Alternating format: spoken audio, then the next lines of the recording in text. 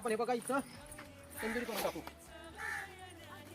चला मित्रांनो, हे बघा जाली घेत आहो.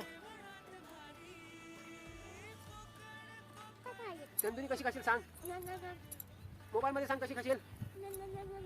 खावाला या तुम्ही पण सांग. खावाला या तुम्ही पण. आणि लाईक करा. लाईक करा. जाऊ सांग तंदुरी कशी लागतं. तंदुरी मस्त लागतं. एकदा तरी बनवून खा. एकदा पण बनवून खा. मित्रांनो चला लाईक करा.